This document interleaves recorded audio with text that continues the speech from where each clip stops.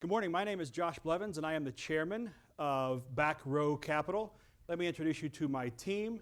Ryan, Jose, Dean, and Larry, and our sixth member, Luis, had to fly out this morning for a family emergency in Venezuela, so he's not here with us today.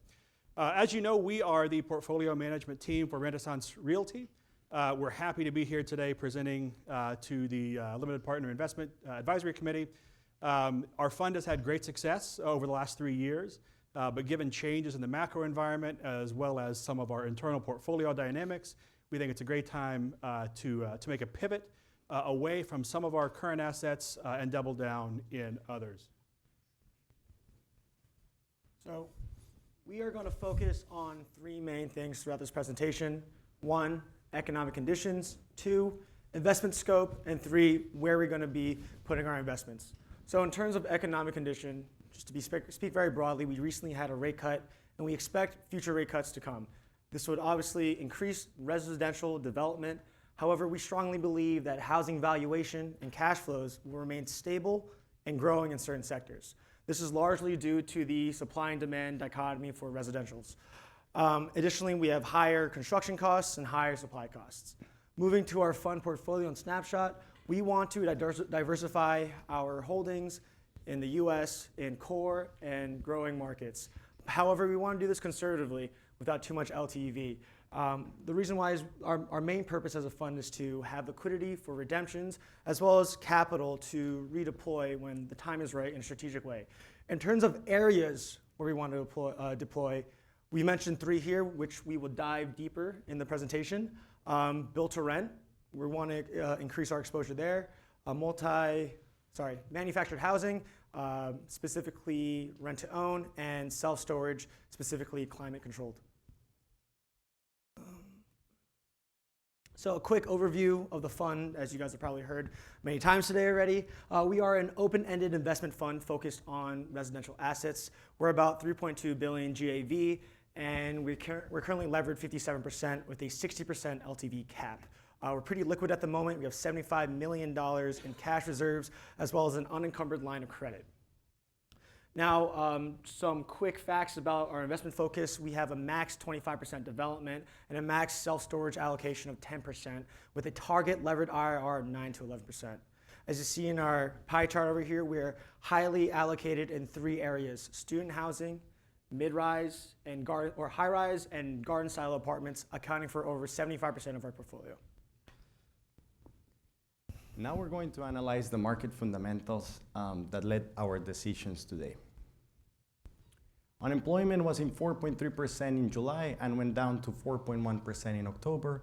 Overall, these are historically low figures of unemployment, which is a very good indicator for the asset markets.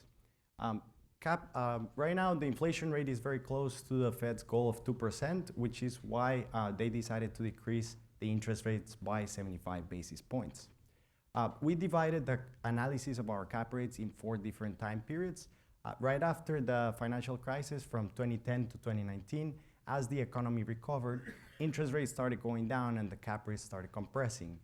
During the pandemic COVID-19, what we realized is that the multifamily sector is a very robust and resilient one, and the government also provided stimulus packages. From 2022 to 2023, we saw inflation started to increase and interest rates were raised by the Fed, which means that the cap rates also expanded. However, from 2024 going forward, we expect the cap rates to stabilize or to decrease. We expect cap rates in cities like Houston, Dallas, and Charlotte to continue to be higher by at least 1 to 1.5%. The economic trends continue to favor renting over home ownership. Right now, there is a cost gap of $1,200 per month, which means that people continue to favor renting over owning a property. Right now, a mortgage is 53% more expensive than the actual rate for existing mortgages. Quarterly demand increased by 134%, which is 117% above the long-term average. Vacancy rates went down from 5.9% to 5.6%, which is getting closer to the long-term rate of 5%. Supply was peaked in this quarter at 163,000 units delivered. However, we expect the supply to continue going down in the following years. Household formation over the last 10 years has been steadily increasing, which has helped the absorption of the multifamily sector. Now, for the headwinds, we have construction costs has been increasing steadily. Last year, in 2023, it increased by 5%, and this has been largely due to shortage in labor and increasing material costs.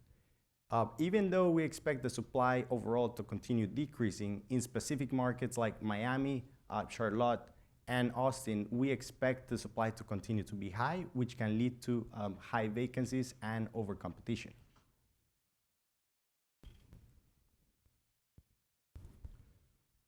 So just a high-level overview of our investment portfolio. As you know, we're invested widely across the residential sector. We're fairly agnostic as to individual product types, and we invest across the development life cycle as our portfolio reflects. We can also invest up to 10% of our portfolio in self-storage, and we're currently at about 3% there. As we invest, we're always looking to maintain that sacrosanct 9 to 11% IRR. So now we'll take you through each of the sectors of our portfolio and provide a recommendation for what we propose the fund should do to reallocate capital and improve returns. We bucketed every single one of our assets into three main groups. The first being a hold, which means we'll refinance the existing loan and hold it in the portfolio for positive cash flows. The second being an increase of exposure, meaning we're bullish about a market or we believe there's an opportunity to increase our current position and generate, more value and more ongoing cash flows for the fund, or an asset class that we believe that we should sell either now or upon stabilization or at a target date. Starting with the Sunbelt apartments, the Texas markets have seen a dramatic increase in supply, and we sensitize the timing of an exit in the Texas markets from today until the end of a 10-year cash flow, and it made the most sense for us to hold from a return standpoint. We have a refinance coming up in a year. We're going to have to infuse equity into, given debt yield constraints, refuse equity into the refinance in order to make our loan balance. So an exit right now would be a pretty substantial negative drag on fund returns. Sunbelt Apartments in Charlotte is a completely different story. We're extremely bullish about the Charlotte market. Charlotte is a top 3 growing city in the United States. It's emerged as a top 3 finance hub. I think it's second after New York City. So this is a market that's seen a lot of population migration into the city. There is a lot of supply, but we believe that the oversupply of the market right now will tamper down as the demand curve catches up, and this will be a long-term cash flowing asset for us in the fund. Gateway City Apartments in California is our first major sell.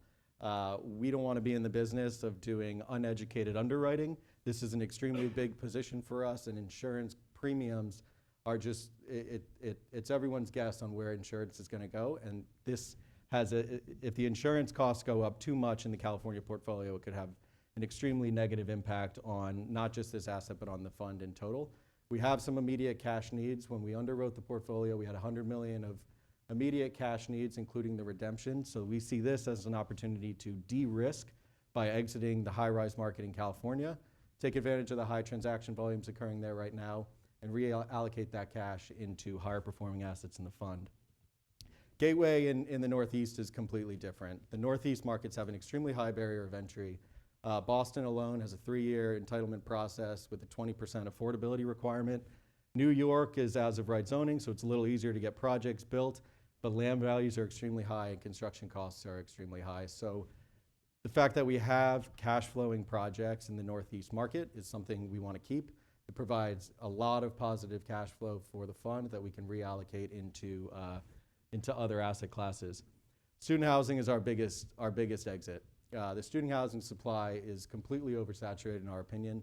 Of the top 50 markets for student housing growth, 10 of them are either SEC or ACC schools, which is where our assets are based. Student housing it's an arms race to have the best amenities, and when you don't have the best amenities, you fall behind pretty quick. We don't want to be in the market of continuously doing value add projects in order to keep our student housing projects relevant. We want to sell this, get a considerable amount of cash in year 2, and reallocate that cash into a more stable asset base. Speaking of a more stable asset base, build-to-rent is something we're extremely bullish about. Build-to-rent in Texas and build-to-rent in Georgia, because of the macroeconomic trends that Jose mentioned, housing affordability is extremely difficult in those markets, and build-to-rent gives people the ability of having home ownership or living in a home that represents a traditional neighborhood without having to deal with the high interest rates of a mortgage. So we're bullish in these, and we'll explain the investment that we're going to get into on those. Manufactured housing is another industry that we're interested in increasing our exposure into. Manufactured housing is the most affordable housing option to rent as a consumer, but it's also the most affordable housing option to build as a developer. On average, manufactured housing costs about 35% of a comparable sized home. So we see this as diversification in our residential portfolio. If there are any trends that impact the residential markets, manufactured housing being, sort of the bottom of the ladder, will still be positive cash flowing for us because demand will increase in that instance. And then last but not least, self-storage. We're currently at a little under 4% of our GAV is in self-storage. We want to increase that closer to 7% by making a strategic investment in year 1 upon the sale of the student housing asset. Self-storage, it's a diversification play for us, but it's also very predictable if it's built in markets with, promising multifamily trends. And given the inflation rate environment, people can't build homes. People don't have the garage. They're forced into apartments, so they need a storage unit. So if you're strategic on your location, self-storage is something that can be extremely predictable and extremely positive cash flowing. So in conclusion, our responses to the macro trends are really, there are 4 buckets here, but it's really 2 main buckets. One is to dispose of some high-risk assets such as student housing and the gateway apartments in California. The second is to reallocate and stabilize the fund by deploying that capital, those proceeds, into asset classes we want to be more exposed into, refinancing our holds. And we're doing all of this without touching our credit line. The credit line for us is a low-rate sort of loan bonus that we'll keep in our back pocket in case there's an additional sector we want to get into that we don't have the proceeds for, or refinance that we don't have, the equity infused into the fund for, or what have you. That's a for a rainy day loan opportunity for us that we're not going to touch at this time. Quick high-level snapshot on some of the buys that we're making. Self-storage in Florida, we're buying 800, or self-storage across the country, we're buying 800 units on about a $100 million capital outlay. An IRR of 14% obviously beats the fund average. 5-year pro forma we have for all of these properties that we'll be seeing. Build to rent in Texas and Georgia, 800 unit, we'll do this in 2026. About another $100 million TDC, a levered IRR of 16%. Manufactured housing in Florida, our second largest buy. We're going to try to acquire 2,500 units of stabilized housing at a proposed acquisition cost of $360 million, a levered IRR of 10%. And finally, a Charlotte market purchase, 2,500 units. This is a value add play. We'll spend about $560 million on it, generating a levered IRR of 11%. So we're going to briefly discuss some of the portfolio financials. So here you can see kind of juxtaposed our year 0 and year 5 asset allocations across the different sectors. You can immediately see the impact of on our net asset value, the exits and strategic capital recycling program that we're doing and investing in projects that more closely align with our investment thesis. So we're growing our self-storage allocation here in year 1. And as you can see, by exiting the Gateway City Apartments in California, reducing our exposure there, and chasing after more strategic, opportunistic markets in build to rent and value add, we're increasing our development portfolio there and really maximizing as best we can our self-storage capacity. It's important to note here as well the debt yield requirement on our refinancing activity for our existing portfolio does place a constraint on our ability to really lever up, especially for our existing portfolio. We're confident that the forecasted changes in the debt capital markets will allow us to stabilize with more accretive financing in the near future. So here's a quick roll-up snapshot of our portfolio returns.